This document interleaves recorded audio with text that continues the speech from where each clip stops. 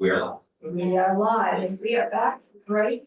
And we're gonna start our walkthrough of the. Senator Chipman was almost late, but made it. You're both 2 minutes late. But clock's fast. That's what they all say. That's how long it took me to make him. So anyway, we're gonna start, we have a walkthrough with Jen Carvey on 247, which is an act relating to Vermont's adoption of the occupational therapy licensure compact.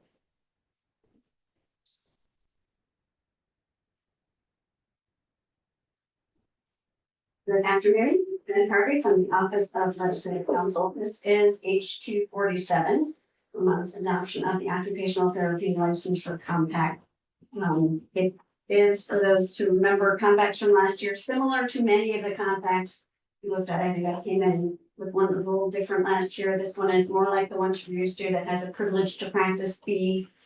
We're allowed to charge a privilege practice fee. We also have Laura Lehman from OPR here, who is a great resource on all of these compacts and the professions that they regulate. So the occupational therapy licensure compact the bill starts out by designating the existing sections of the chapter 26 VSA, chapter 71, existing provisions as subchapter 1, and calling it Vermont single state license. That's the regular way to get a license now.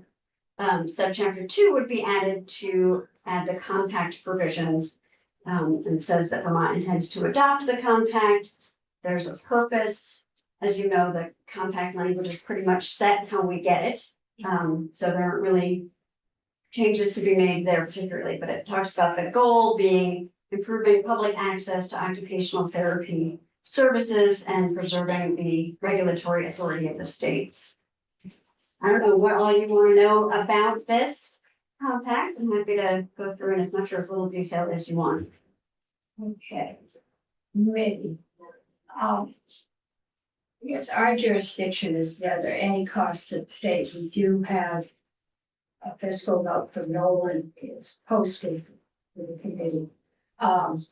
Yeah, so at the end of the bill, in sections that were added in the Ways and Means Committee, after all of the compact language itself, there are two provisions. One of them relating to the Office of Professional Regulation being able to look into criminal background histories for applicants for occupational therapy licenses. That's a requirement of the compact, as it is in a lot of these compacts. And in section 4, of particular interest to this committee, it carves out from the existing $180 biennial renewal fee. The licensee of a remote state under this compact would pay a biennial $50 privilege to practice fee, as opposed to the $180 full licensure fee. And that's where the fiscal note comes into play. And I don't know if you want to talk about what occupational therapists are. People are familiar with what they are. Committee, Lauren is here. Lauren, can you fill us in a little on what this does? I'm starting to wonder. They're licensed in Nebraska, they're practicing here. Who's responsible for their practice? I mean, these are occupational therapists. They might be working independently or. I'm trying to figure out, are we losing money on this? Because we might have to supervise them and we aren't getting paid. Right. Thank you for that. Lauren Lehman, General Counsel for the Office of Professional Regulation. So in terms of their professional oversight, they can work independently, like you said. This also applies to occupational therapy assistants, and they work connected with an occupational therapist. But in terms of state oversight, there's three forms of oversight, really. There's the state in which the person's working. That's called the remote state, typically. And when they're working in our state, they're under the jurisdiction and oversight of our laws, and we would be charged with enforcement. if their home state can always take action against their license as well for failure for unprofessional conduct in that home state. And that home state is where they live, where they reside, where they have their kind of fundamental license. And then there's a third entity with most compacts called the Compact Commission, which sets rules and has oversight and maintains a database so that when a licensee seeks a privilege in another state, there's information on if there's been any enforcement actions against that licensee. So those are the kind of three forms of oversight. We do expend Vermont dollars on enforcement, and there would be, we can recoup some of that here through that $50 fee that Jen just spoke about. It's the cost for the privilege to practice in Vermont. It won't completely offset the cost, but OPR is really supportive of the policy, and so we're hopeful that we can find a way to offset the cost. Okay. Senator Chitwood. So somewhat on that point, I'm looking at page 7, which is state participation in the compact, and it says to participate in the compact, the member state shall, item 3, it says we shall have a mechanism in place for receiving and investigating complaints about licensees. So is that limited to those that are licensed in Vermont as part of this compact, or if they're licensed in Kansas or wherever, and then there's a concern here and we receive a complaint, well, are we obligated to just investigate any complaint initiated by a Vermonter or any complaint initiated against somebody that was licensed in Vermont as part of this compact?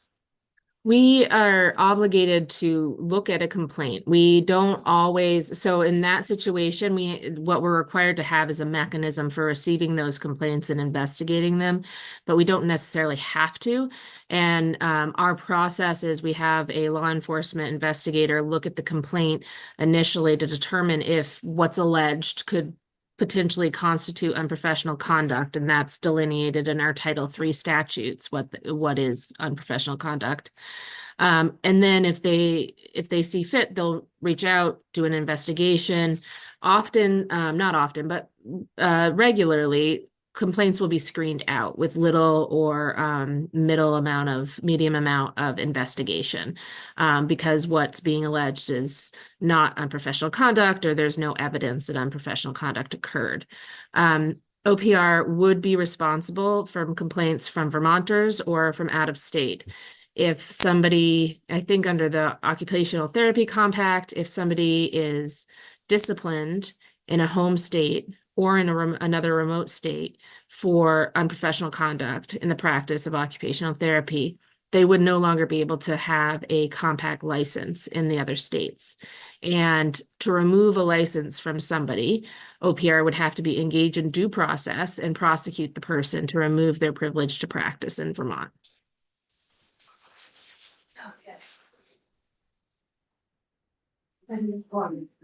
Is this a uniform act? And I'm not sure what I'm asking. It's a compact, so it's not, a uniform act is more analogous to model legislation where we can make a few customization changes. A compact is pretty much you get the package and you take it as you get it. Yeah, so is the legislation a unified form for joining the compact? Yes, you have to, the state has to, in fact, I think it even says in the first section,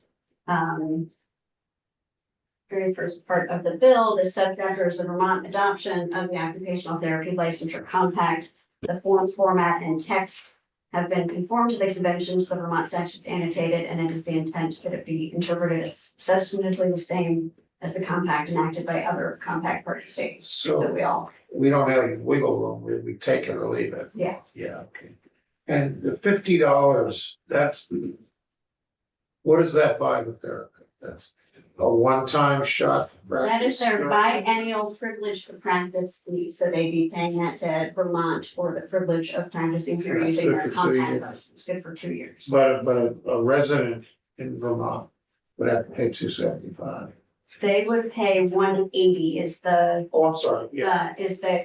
so anybody who has a full license, full Vermont license, whether they are a Vermont resident or not, they can still get a full license. They don't have to go through the compact process, and they would pay the full the amount.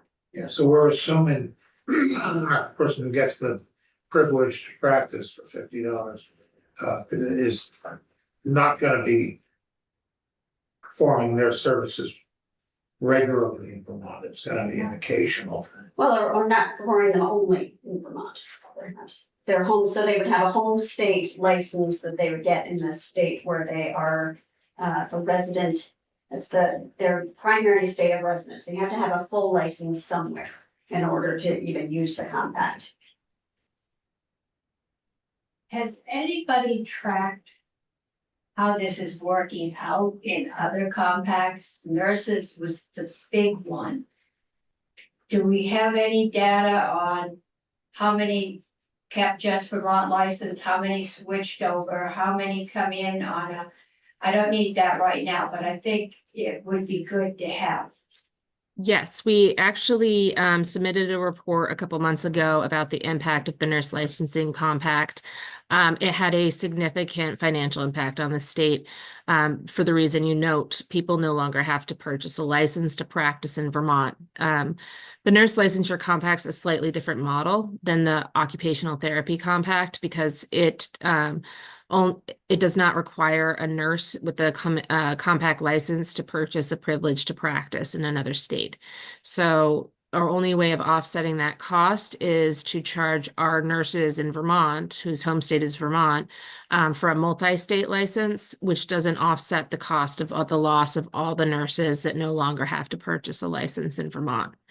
With this model, we're hopeful it won't be 100%, but we're hopeful at the ability to charge folks who are coming here to practice a fee to practice in the state will offset some of the loss of, you know, the $180 they used to pay to practice here.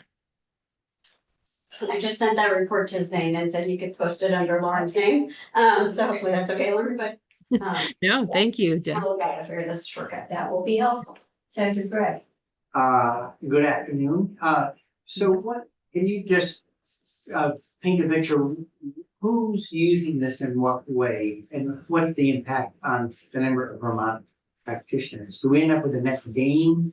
And some of these are just like part-time. I'm just not, I don't know if this is really very much analogous to nurses or. Yeah, you know, I don't know that all the professions are analogous to one another, but I think it's similar that an occupational therapist is really a functional therapist that helps folks with a number of therapeutic needs, from stroke victims to children, and can help from daily functioning such as swallowing to use of hands to aphasia, where your brain's not communicating with certain you know, body parts, and using certain therapies to help improve those skills. So that can be what is one of the good things about a compact. For example, if somebody wants to practice via telehealth, they can they don't need to get a whole new license in Vermont to practice telehealth. A Vermont practitioner who wants to follow a student they've been working with who goes off to college in New York, or I guess New York's not a good example because they're not a member, in Maine, they can follow that student. They can provide telehealth to that student while they're at school. So that sort of is where the benefit is, and it helps access to specialty, access to people who are snowbirds move away, helps for access for diverse care from people of the BIPOC communities who want to have somebody treat them from that space. So it really helps provide that option to the patient and access. It also helps our occupational therapists be able to move fluidly between states without maintaining several licenses. It's expensive to maintain licenses, both because of the continued competency coursework they have to do every 2 years, which can vary by state, as well as the cost and fees, the biannual fees for maintaining and renewing licenses. So this really helps both the patient and the provider have more flexibility and improve access in that way. It does financially impact us. We've noticed because folks from out of state, from our borders, don't have to purchase a Vermont license anymore. That, you know, they live in New Hampshire, they don't have to purchase a Vermont license. They, instead of paying $180 every 2 years, pay $50 every 2 years. So it will have a financial impact on us. And we have not, in our previous compacts, we've not done a privilege one yet, but in the previous compacts, it has not offset the loss that we've incurred. Thanks. So if you, you know, if someone would ask a member of this committee, what's the financial impact on the city of Vermont? Do you have like are you doing any kind of estimate? Can you ballpark it? Is it de minimis? So there's this. Oh, there is, I'm sorry. Yes, it's posted. I can share the printed one. Okay. Like that. Or this table. What we did is we looked at data that in our system of where the member states of the compact so far and who is licensed in Vermont from that state. We just assumed that if they, you know, live in New Hampshire and they have a Vermont license too, that they would get a compact license and no longer pay for both licenses. So we estimated the impact that way. We also we're asking hopefully for some startup costs because we had 4 compacts adopted last year, 2 more are on the table this year. And it takes an incredible amount of staff work and technology changes to get these up and running. So, you know, they're one-time efforts and we're hoping for about $10,000 to help us with that, to offset the staff costs. Why it's going to. And if I can, just one follow up. Senator Bright and then Senator Chin. So it's not a moneymaker for Vermont, fine, we do a lot of things that aren't money makers. So is the main purpose, like the argument for it, that it improves patient care? You have more access to more therapists, more easily. It's definitely improves patient care, improves access. One of the main reasons for all compacts, they're all funded by the Department of Defense, or many of them are, for military spouses. So folks who get deployed, if their spouse has to go along with them, they can continue to practice and work in those states. So it's a workforce issue. It improves our workforce and makes sure we have access to those services. So there's a lot of benefits and an excellent policy. It's a great way to improve that for our work, for our patients and for people, and to attract people to our state because they know that they won't have to go through a huge licensing process when they move here. So those are the policy benefits, but yeah, it is not a money maker, or the ones we've adopted so far have not made any money. Thank you. Okay, Senator Chin. You could need to go back to my notes from last year, but this compact seems different than what I recall, and I'm now reading on page 25, lines 9 through 16. Giving very strong power. The commission may levy on and collect an annual assessment from each member state or impose fees on other parties to cover the costs of operations and activities of the commission and its staff, which must be in total amount sufficient to cover its annual budget. I guess, or I haven't gotten to it, I'm reading this as we're going through this, the last 13 pages. What are our recourses for exiting this compact? Should we deem this to be more expensive, as that assessment might vary as costs either fluctuate or increase in the years to come? That is the end of the compact. You can withdraw. So on pages 37 and 38 is how it gets implemented, and actually there's, I think, more than 28 states so far joined. Exactly. The compact is not actually live yet because they're still standing up. So it's supposed to come into effect on the date when the compact statute was enacted into law in the 10th member state. That's on page 37. But at the bottom of that page, any member state can withdraw by enacting a statute repealing the participation, and then that withdrawal is effective 6 months after enactment of the repealing statute.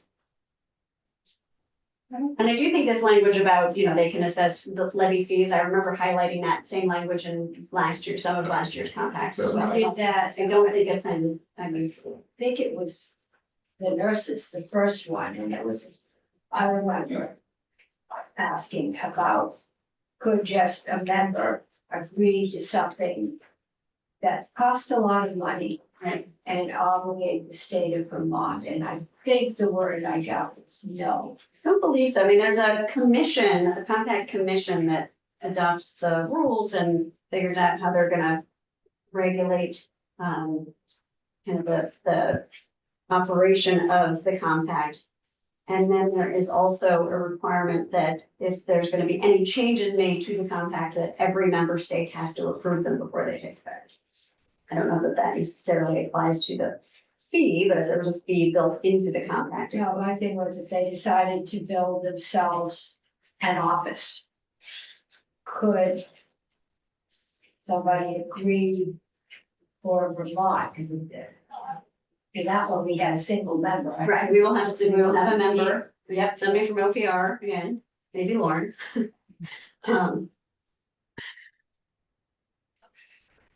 So yes, it will be from homemaking. They will come up to me. Just quick tag on to that, so this is a new compact that does not yet exist, the ones we joined last year, were those existing ones, and are you confident that they had the same assessment cost I'm capabilities? not confident, I only personally worked on one of them.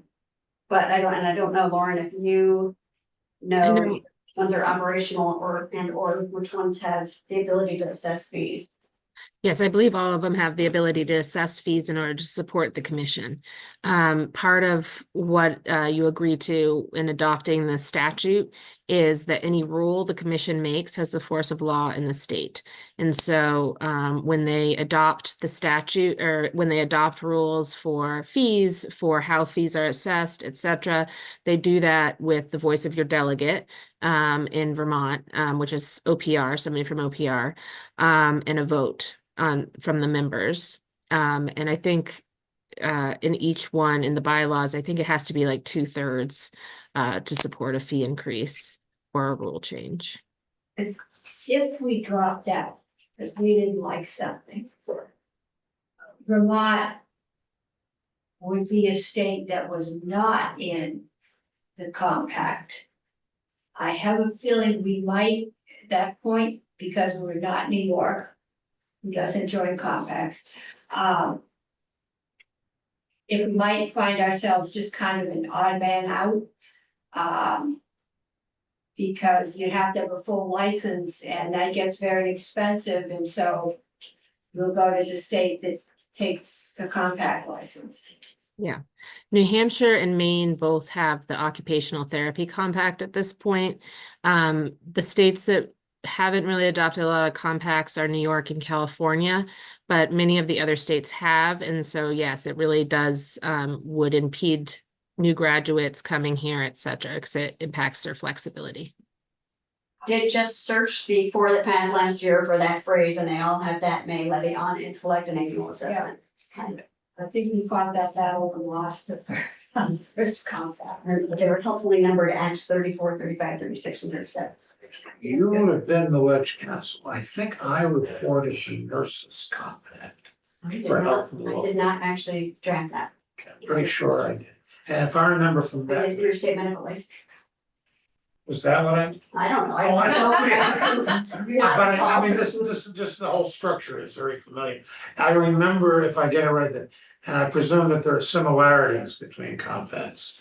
That you have to have full license someplace. Yes, so the idea behind the compact, like these licensure compacts, is that they kind of piggyback, other states piggyback on the home state or whatever you want to call it, the initial state, having done the full deep dive in verifying credentials, educational background, et cetera, really figuring out that the person is who they say they are, and they have the credentials and the training that they say they do, and then other states rely on that, and that is that same concept, I think, for both of those and from this compact. So someone who lives in Vermont practices across the river.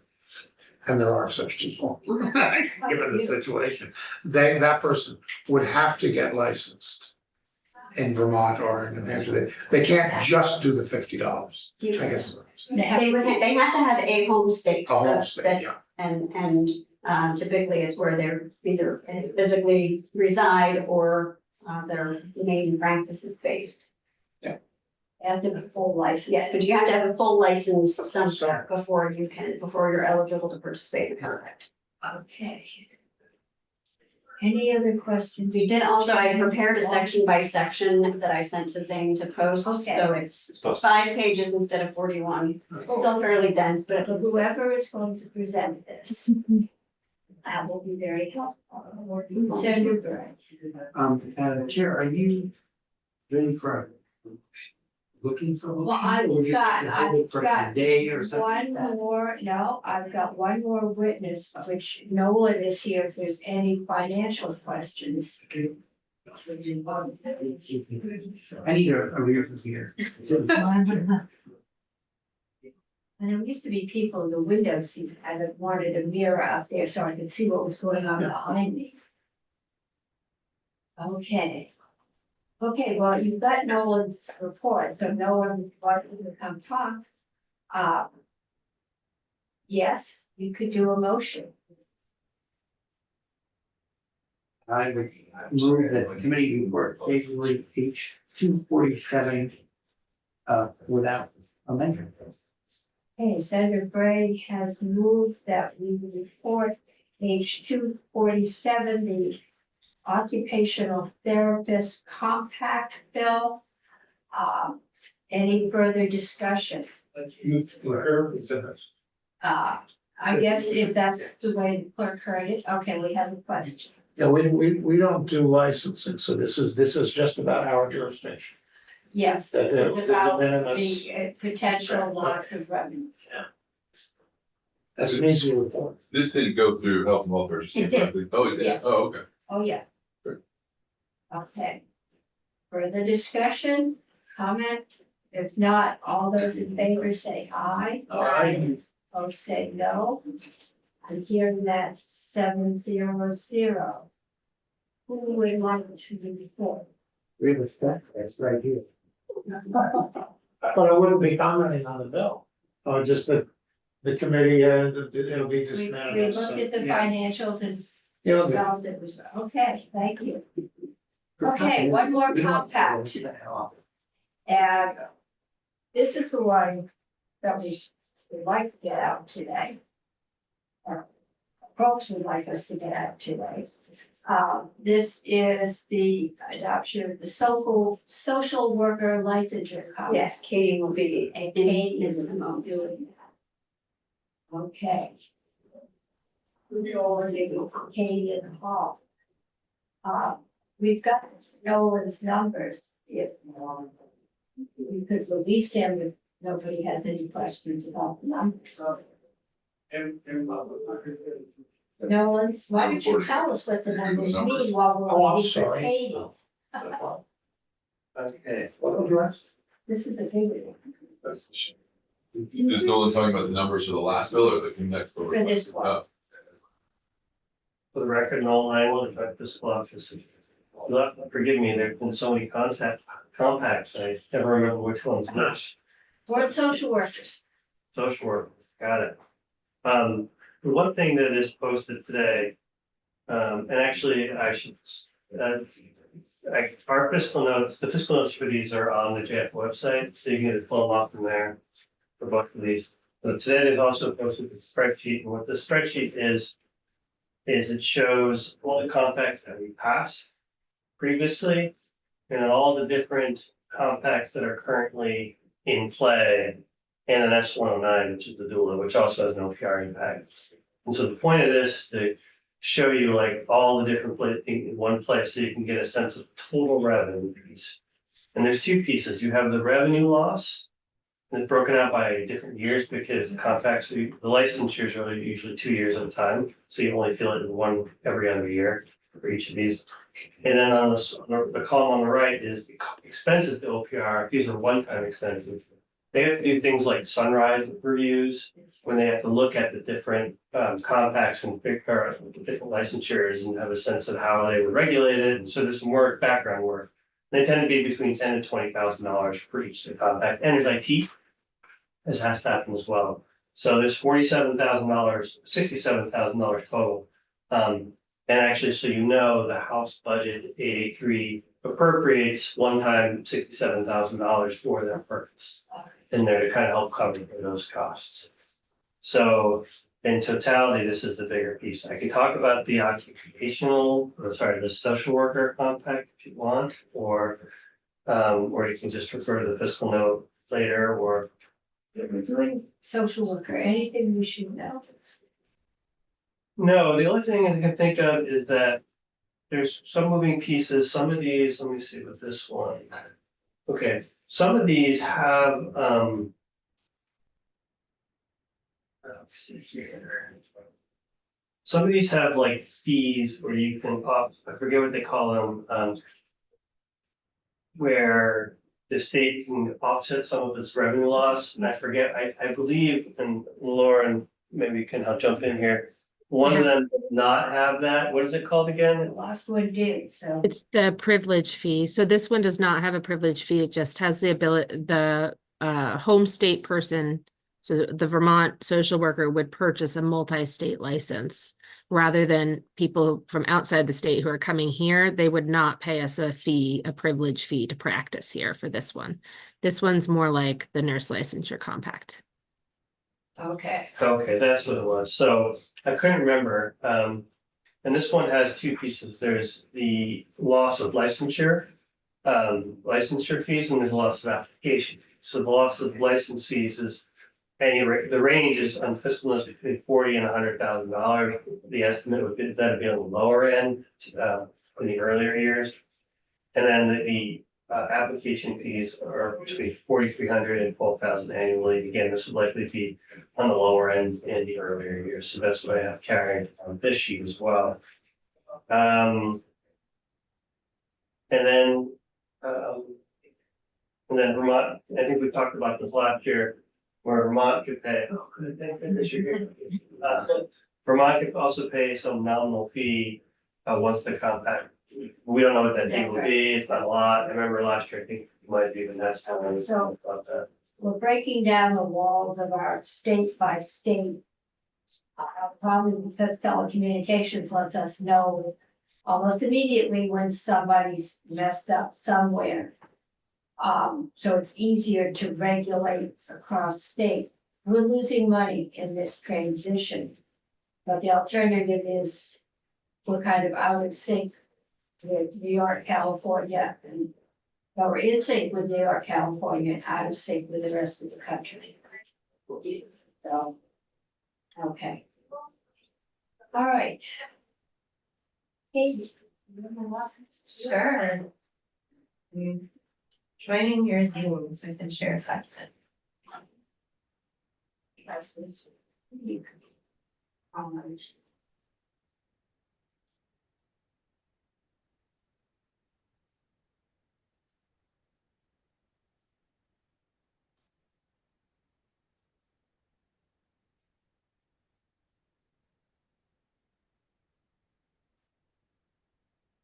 Okay.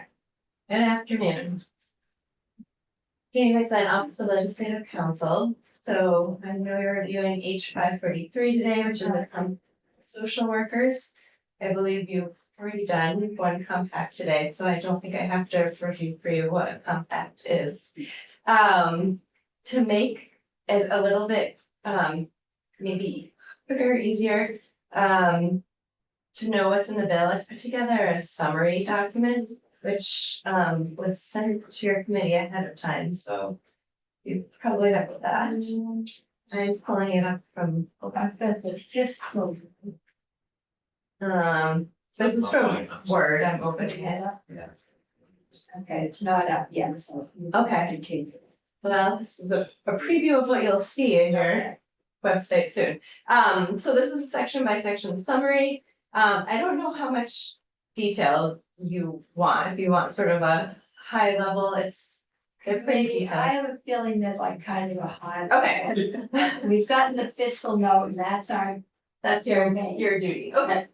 So this compact operates like many of the other compacts. Although I will say that there are sort of two compact models. One is called the privilege model, where out-of-state practitioners pay to practice in Vermont. And this is an alternative model, the multi-state model, where Vermont practitioners are paying for the multi-state license and the ability to practice in other states. this wouldn't preclude somebody practicing in Vermont to get a single state Vermont license. That would still be an option to them, so they wouldn't have to partake in getting this multi-state license to practice in other compact states. Trying to think what else might be important to know. This model, it's not as clear to Vermont who's practicing in the state as a privileged pay model. And again, the cost is borne by Vermont residents. The compact wouldn't preclude Vermont from entering into an agreement with a non-compact state. So if, let's say New Hampshire was not a compact state, but Vermont wanted to have a relationship with social workers practicing between Vermont and New Hampshire, as long as the provisions of that agreement don't conflict with the compact, that would happen. I'm gonna flip through some of this. A lot of this is sort of similar to what you've seen before, what a state has to do to participate. Like other, there it is. Like other compacts you've seen, there would be a commission made up of all the members of the compact states that would regulate the compact, and they would be responsible for adopting rules. The rules that the commission adopts are binding on the member states, sort of like the rules that go through LCAR are binding in Vermont.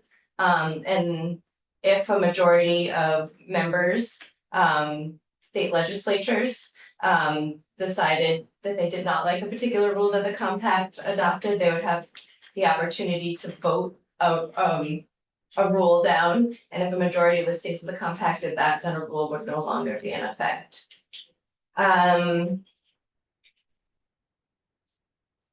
If the compact is not in effect right now, I think you've already heard this from Nolan, it would take 7 states enacting this legislation, and I think there may be 2 at this point, and there are many states who are in the process of adopting this compact, so it will be in effect soon. And then section 2 is not a section of the compact itself, but OPR said that they need authority to do background checks on social workers. That's one of the requirements of the compact. So section 2 of the bill gives OPR the authority to do those background checks to be in compliance with the compact. So that is what the bill does. Any questions, committee? Okay. I guess our decision is to decide whether the benefit is worth the cost.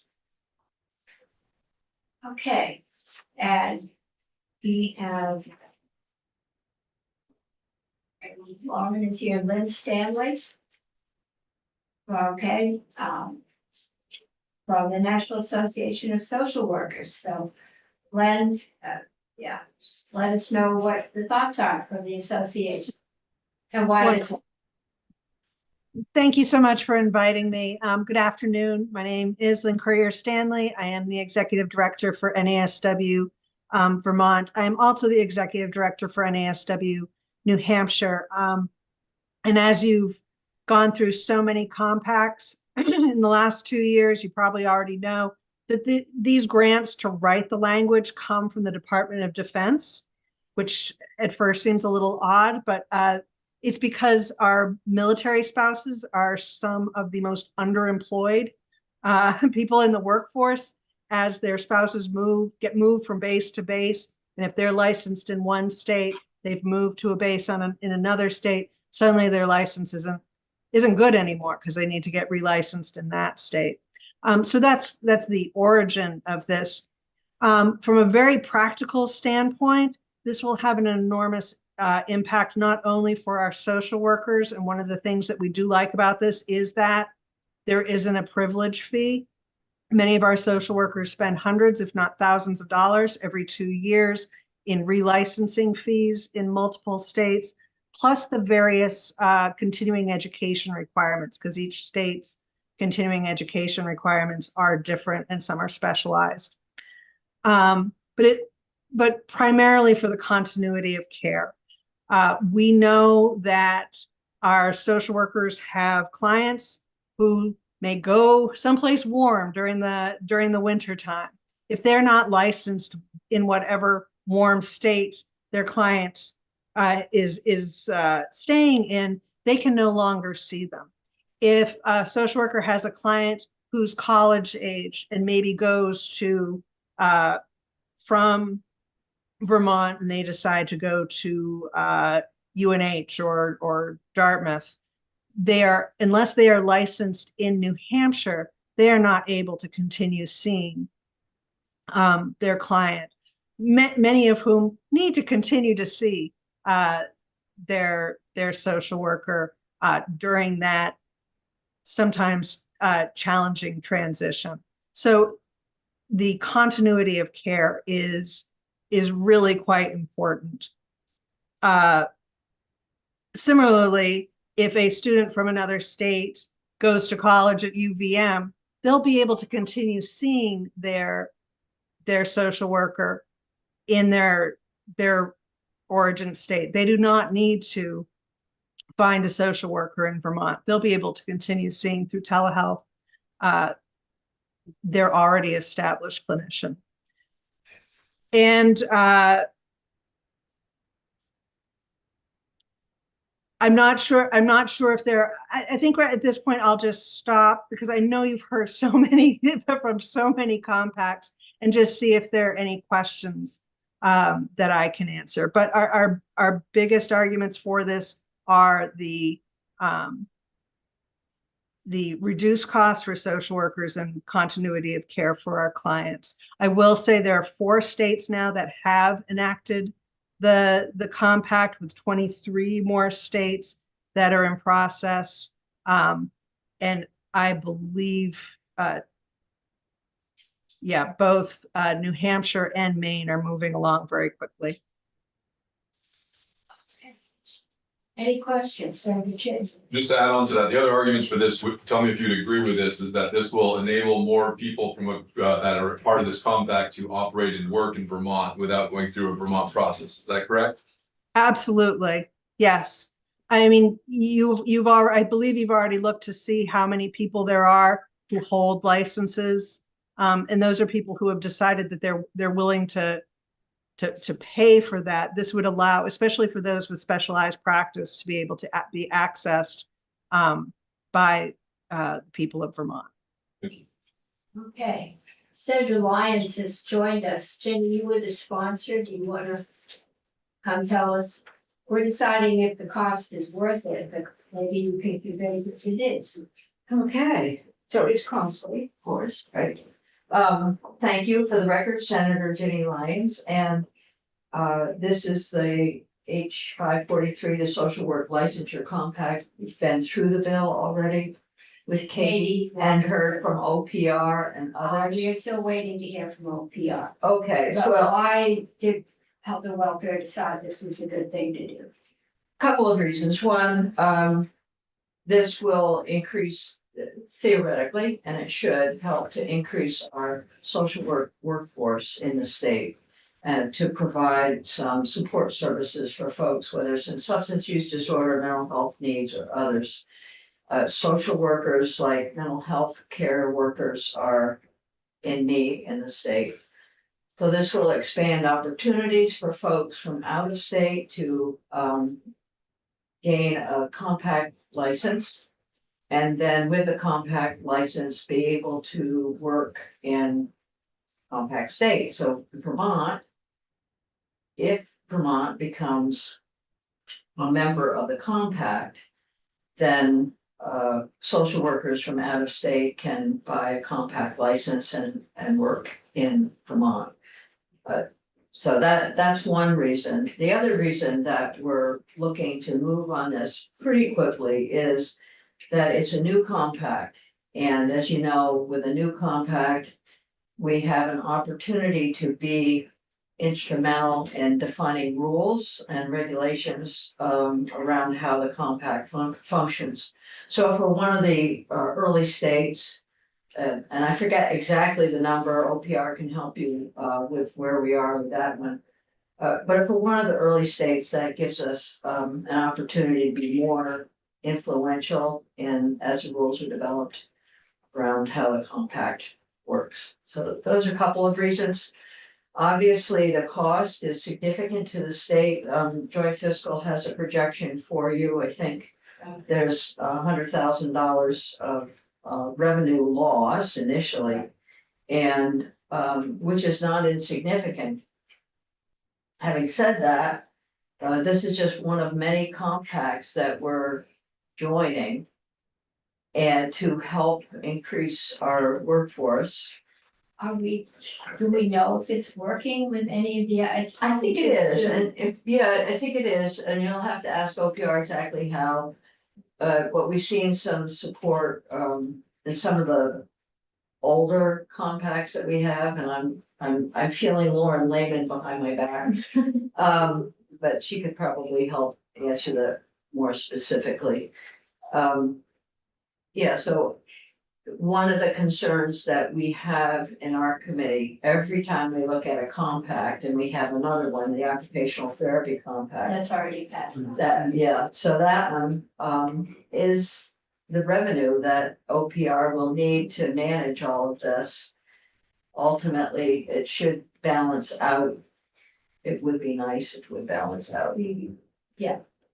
need to make sure that if we're taking this revenue away and we still want our regulations enforced and overseen, then we're gonna have to find another funding source. Exactly. So that's where we are with that one. It's something that the social workers are very interested in having go forward, and you probably hear from them. I'll be happy to do that.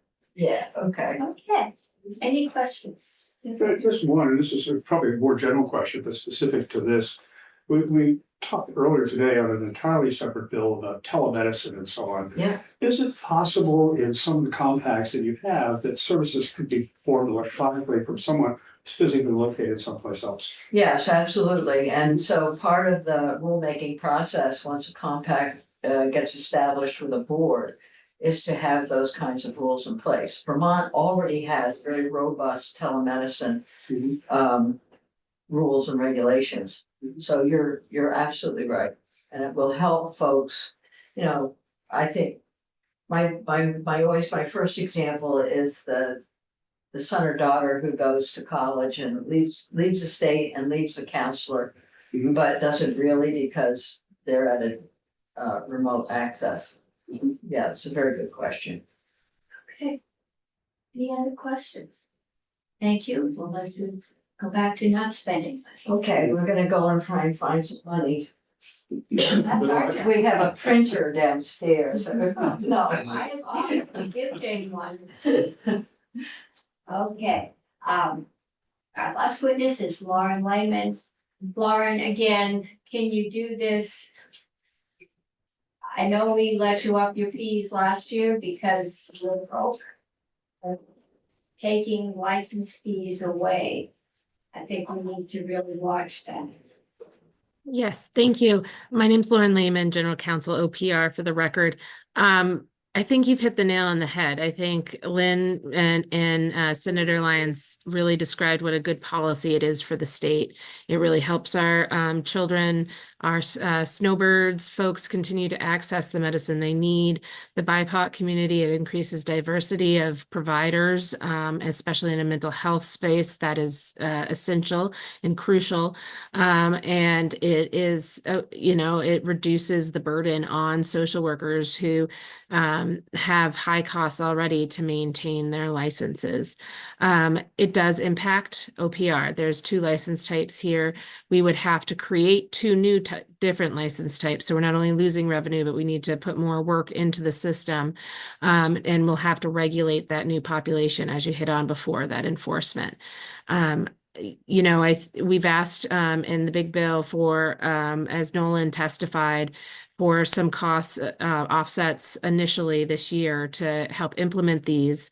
And then long term, it's hard to tell, especially with something like the social work compact, which is just start getting off the ground. We don't know what states are going to adopt it yet, so we don't know which licensees won't have to buy a license in Vermont. So the estimate's pretty broad, but the uptake has been very significant, very quick. 4 states have adopted, 23 are considering adopting. So we do anticipate a loss of revenue from this. The big bill also talks about, and OPR is committed to working this summer with Joint Fiscal Office, with legislators, and internally to identify ways that we can offset the costs that OPR is incurring often because of this modernization in licensing policy. So, we're completely special funded from licensing fees. And the more we have licensees leaving or not having to buy a state license, the less that model seems to work perfectly.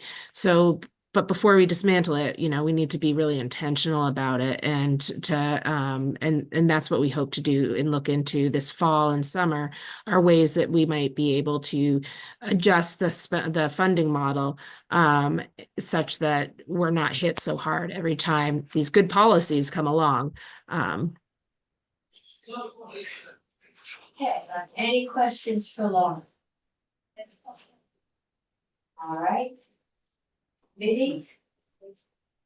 Where are you? I've written that Senator Bray moved to concur with H533 as that house. That's what I heard. Is that you, Senator Bray? That, he's so prescient today. You did the same thing in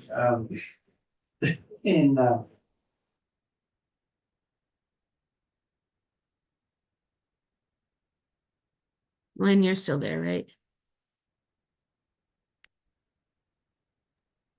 I am, but Lost our feed.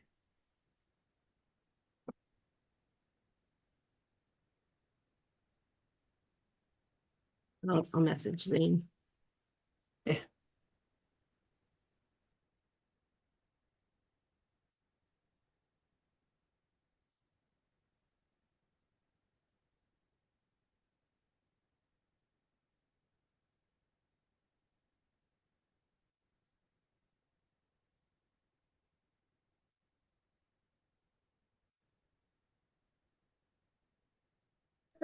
it's just us now. Now it's just us. Here we are. You're not gonna lose fees from New York. You're not gonna lose fees from Massachusetts, at least not for a while. Yeah, but did Possibly you a see the long nurse one. licensing compact report? Even without New York and California and Massachusetts, we lost half of our licensees. Really? Yeah, we took a 30% cut. Where are most of your licensees from New Hampshire? All over. I think we lost the traveler component in that, but it was a big hit. And it's really hard to know, and so what we base it on is we look at who's licensed elsewhere. And so for like the occupational therapy compact, 28 states have adopted it. So we can look at we can look at our licensees, see who lives in one of those 28 states, and just assume they're not going to pay us 2 fees, a compact fee. So we just take their revenue out of it. And based on that, I think it was like $100,000 loss every 2 years for OTs alone. So, Wow. yeah. Does that mean, does that have any impact on staffing? Like somebody leaves, you won't need to replace their job, or is it not? Well, it increases our work, right? So we have more work to do. Oh. We're back. Okay, and before we left, I want to hear the rest of the story. you can hear the rest of the story after we adjourn. Now we have a motion on the floor. Senator Bray has moved that we approve 543 as presented to us. It's passed by the House. I'm not sure if it was passed by the House. That probably was. It's passed by the Okay. House. No changes to the, So there's no amendment from Health and Welfare. yeah, that's what I wanted to make sure. Okay, Katie says no. All right. So it's passed by the House. Further discussion? If not, all those in favor say aye. Opposed, say no. No. 700, kidding aside, who would like to report this? Are you? They could say is, it costs, but costs to move in the future. Did you, No, the report seems to want it. Double header. Oh, you wanna do a double header? Yeah. Sure. The Okay, meetings, okay, well then you've got two bills to take upstairs. Thank you, everyone. Okay, I will know a little more about what we're gonna do with education funding when I get back from the meeting tomorrow evening. But we're gonna need to do that. I think the first thing we're gonna do, is try and raise some money to help offset this year's budget increase. So I'll write some testimony on the cloud tax. And we'll go from there. Okay? Yes, When you say, when you return from tomorrow evening's meeting, what's tomorrow evening's meeting? this is meeting, in the speaker's office Oh. with money chairs and leadership. I will, I wish I wasn't missing. no, it's, we're, Off the hook. yeah, Okay. we'll get your turn, don't worry, you two will be in the principal's office, Monday morning. Okay, We know. we are now adjourned.